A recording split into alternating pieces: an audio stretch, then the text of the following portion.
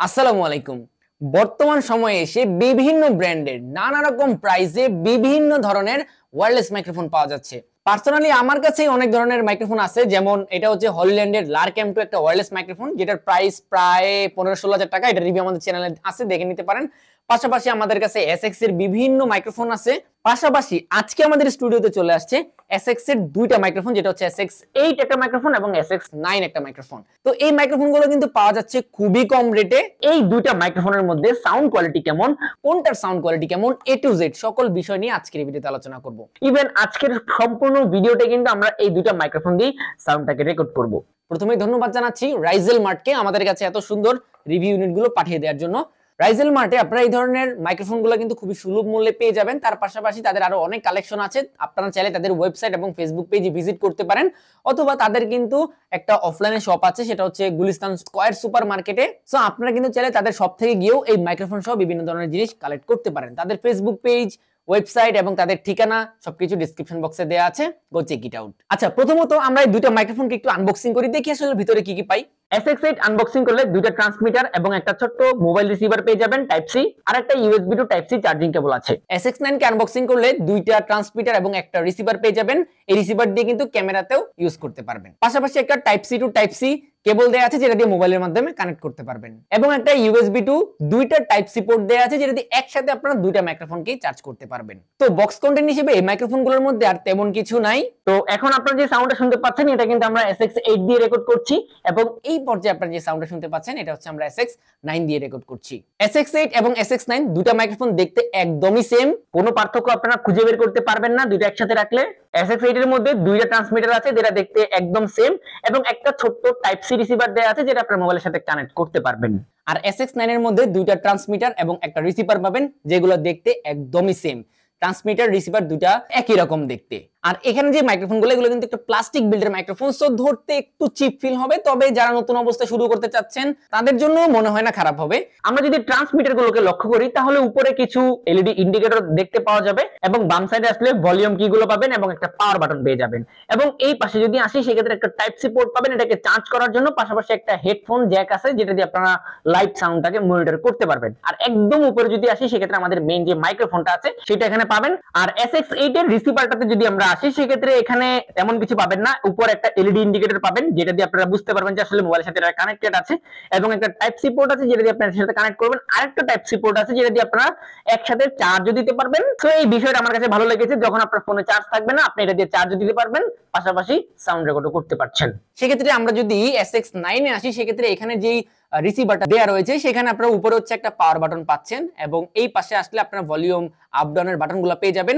সামনে কিন্তু কিছু LED ইন্ডিকেটর পাবেন, এবং এই পাশে আসলে একটা টাইপ সি পোর্ট পাবেন চার্জ করার জন্য, এবং একটা 3.5mm জ্যাক পোর্ট পাবেন, যেটার মাধ্যমে ক্যামেরার সাথে কানেক্ট করবেন।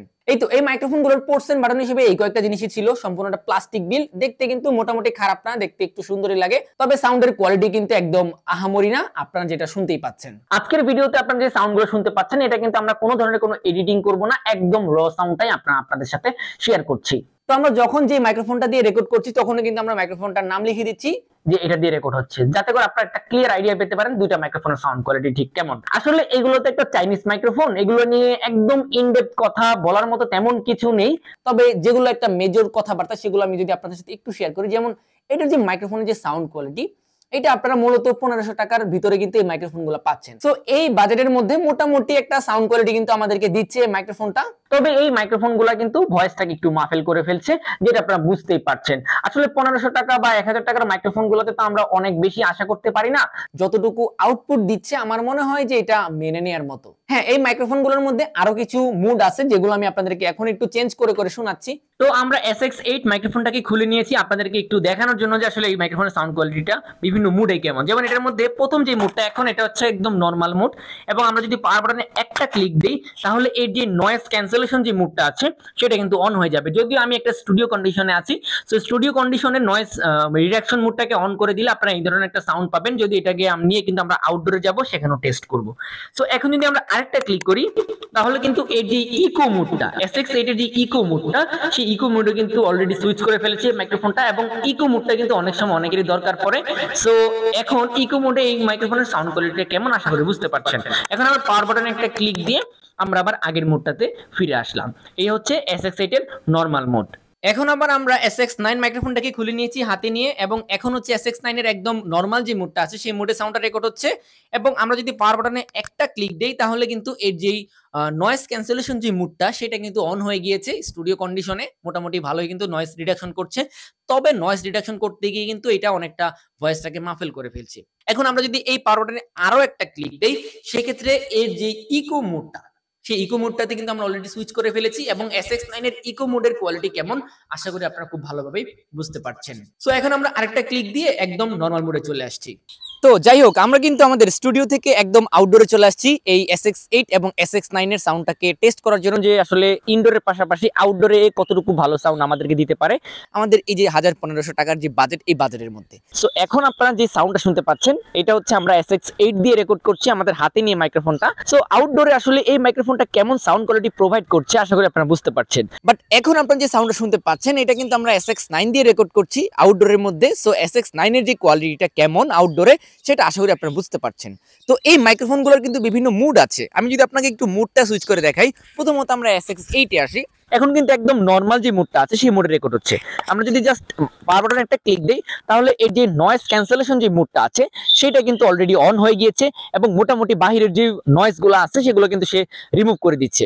তবে নয়েজটাকে রিমুভ করতে গিয়ে সে কিন্তু ভয়েসটাকে একটু মাফেল করে ফেলছে, যেটা কিন্তু অনেকটা যে ফোন কলে কথা বলার সময় যেরকম হয় অনেকটা ওইরকম আর কি। এখন যদি আমরা যদি এই পাওয়ার বাটনে আরো একটা ক্লিক দিই তাহলে এর যে ইকো মুড আছে আমরা কিন্তু সেই ইকো মুডে সুইচ করে ফেলেছি অলরেডি। বাট এখন যদি আমরা আরেকটা ক্লিক দিই তাহলে কিন্তু আমরা একদম এই যে নরমাল যে মুডটা আছে সেই মুডে কিন্তু অলরেডি চলে আসছি।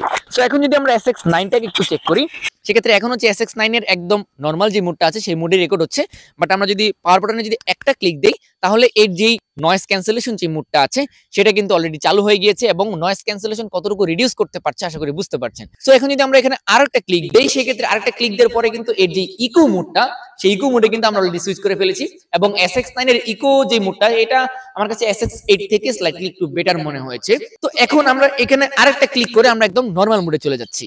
এখন আমি যদি আপনাদেরকে বলি যে আসলে এই দুইটা মাইক্রোফোনের মধ্যে কোন মাইক্রোফোনটা বেটার, কোন মাইক্রোফোনটা আপনি কিনবেন, আমি আপনাকে অবশ্যই রেকমেন্ড করবো আপনি SX9 মাইক্রোফোনটা কিনেন। কারণ SX8 এই মাইক্রোফোনটা তৈরি করা হয়েছে শুধুমাত্র মোবাইল ফোন ইউজারদের জন্য, আর SX9 এটা আপনার মোবাইল প্লাস ক্যামেরা দুটার মধ্যে ইউজ করতে পারছেন। তো এই জন্য আমি আপনাকে বলবো যদি আপনার মাইক্রোফোন কিনেন সেক্ষেত্রে যদি হালকা 400-500 টাকা যদি বাজেট বাড়াতে পারেন সেক্ষেত্রে SX9টা চুজ করেন। আর SX9 এর সাউন্ড কোয়ালিটিটা আমার কাছে একটু বেশি ভালো মনে হয়েছে SX8 এর তুলনায়। আশা করি সেটা আপনার পুরো ভিডিওতেই খুব ভালোভাবেই গেস করতে পেরেছেন। সো আপনাদের কাছে কোন মাইক্রোফোনের সাউন্ডটা একটু বেটার মনে হয়েছে সেটা আপনারা অবশ্যই কমেন্টে জানাবেন। হ্যাঁ, সো আমি আমার সম্পূর্ণ রিভিউ আপনাদের সাথে তুলে ধরলাম। এখন দিন শেষে টাকা আপনার, ডিসিশনটা আপনাকেই মেক করতে হবে। আমরা জাস্ট আমাদের ইউজার এক্সপিরিয়েন্সটা আপনাদের সাথে শেয়ার করলাম। সো আজকে আমরা এই পর্যন্ত রাখছি আমাদের SX8 এবং SX9 এর ভিডিওটা। দেখা হবে আপনাদের সাথে নতুন কোনো ভিডিওতে। সেই পর্যন্ত সবাই ভালো থাকেন, সুস্থ থাকেন। আসসালামু আলাইকুম।